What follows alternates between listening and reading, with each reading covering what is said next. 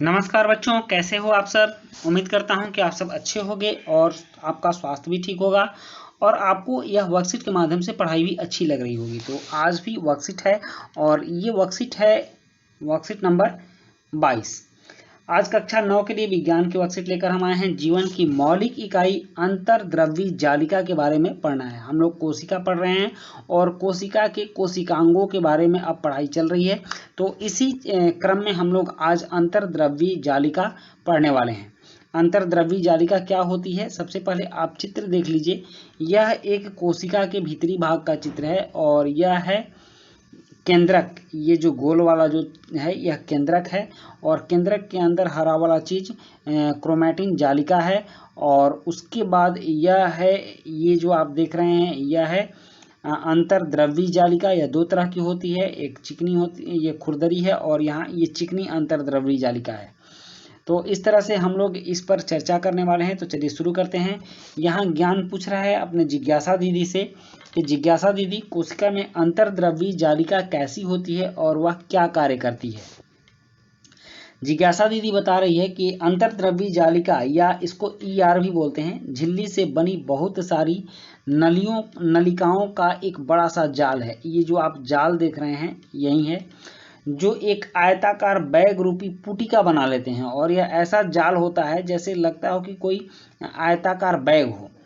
और यह ईआर अंतर्द्रव्यी जालिका दो तरह के होते हैं। खुरदरी अंतर्द्रव्यी जालिका होती है जिसको आर बोलते हैं, और एक चिकनी अंतर्द्रव्यी जालिका होता है जिसको एसईआर बोलते हैं। तो ये वाला भाग ये खुरदरी अंतर्द्रव्यी जालिका है और ये चिकनी अंतर्द्रव्यी जालिका है।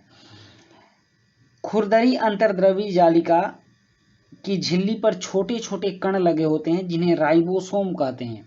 यहाँ अगर आप चित्र में ध्यान से देखेंगे तो इन पर देखिए, इन पर ऐसे छोटे छोटे कण लगे हुए हैं जिनको राइबोसोम बोलते हैं, जिनकी वजह से इनकी सतह खुरदरी दिखाई पड़ती है। और यह चूंकि इस जालिका पर अंतर्द्रव्यी जालिका के बाहरी सतह पर होते हैं, इसलिए इन राइबोसोम की वजह से ये जालिका खुरदरी दिखाई पड़ती है। और यह केंद्रक झिल्ली से जुड़ी रहती है। यहाँ देखिए, यह केंद्रक झिल्ली से जुड़ी हुई है। हम जानते हैं कि हर प्रकार के प्रोटीन निर्माण की सूचनाएं केंद्रक में डीएनए में होती है। केंद्रक में जो डीएनए होता है डीऑक्सी न्यूक्लिक एसिड में होती है, जिसको डीएनए बोलते हैं। और जब भी कोशिका में किसी प्रकार के प्रोटीन की जरूरत होती है तो यह सूचना आरएनए के रूप में केंद्रक से बाहर आती है और राइबोसोम इन सूचनाओं के आधार पर प्रोटीन बनाता है। और ये प्रोटीन आरईआर मतलब खुरदरी अंतर्द्रव्यी जालिका के द्वारा कोशिका के विभिन्न हिस्सों तक पहुंचाए जाते हैं। तो आपने समझ लिया कि किस तरह से राइबोसोम केंद्रिका से सूचना प्राप्त करके, केंद्रक से सूचना प्राप्त करके और प्रोटीन का निर्माण करता है। और ये प्रोटीन खुरदरी अंतर्द्रव्यी जालिका के द्वारा कोशिका के विभिन्न हिस्सों तक पहुंचाए जाते हैं। अब है चिकनी अंतर्द्रव्यी जालिका, जिसे कि एसईआर के नाम से हम लोग जानते हैं। चिकनी अंतर्द्रव्यी जालिका या एसईआर में राइबोसोम नहीं होते, इसलिए यह चिकनी दिखाई पड़ती है। एसईआर कोशिका के कई कार्यों में सहायक वसा या लिपिड पदार्थों के अणुओं के बनाने में सहायता करती है। कुछ प्रोटीन तथा वसा कोशिका विभाजन के समय कोशिका झिल्ली बनाने में सहायता करते हैं, जो अंतर्द्रव्यी जालिका द्वारा ही संभव है। इस प्रक्रिया को झिल्ली जीवात जनन कहते हैं। मतलब कि चिकनी अंतर्द्रव्यी जालिका द्वारा कोशिका विभाजन के समय झिल्ली बनाने में सहायता करने की या झिल्ली बनाने की प्रक्रिया को झिल्ली जीवात जनन कहते हैं। अब है कि अंतर्द्रव्यी जालिका कोशिका में ईआर कोशिका में कई तरह के जैव रासायनिक प्रक्रियाओं को होने के लिए सतह भी प्रदान करता है। और कशेरुकी की रीढ़ की हड्डी वाले जीवों की यकृत कोशिकाओं को कई जहरीले पदार्थों से मुक्त करने में एसईआर की मुख्य भूमिका होती है। अंतर्द्रव्यी जालिका कोशिका द्रव के विभिन्न क्षेत्रों और केंद्रक के मध्य पदार्थों के परिवहन के लिए नलिका के रूप में कार्य भी करती है।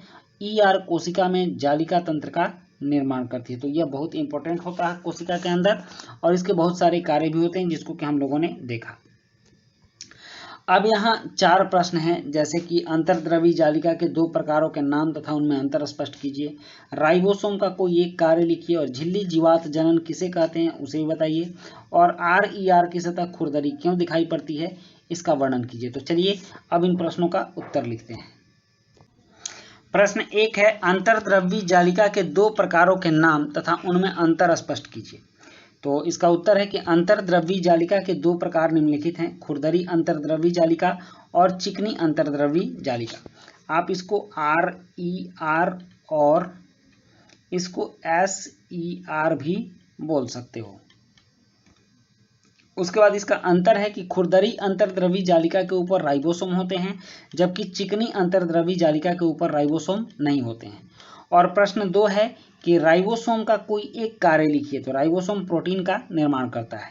नेक्स्ट है प्रश्न 3 कि झिल्ली जीवात जनन किसे कहते हैं। तो इसका आंसर है कि अंतर्द्रव्यी जालिका द्वारा कोशिका विभाजन के समय कोशिका झिल्ली बनाने की प्रक्रिया को झिल्ली जीवात जनन कहते हैं। नेक्स्ट है प्रश्न 4 कि RER की सतह खुरदरी क्यों होती है।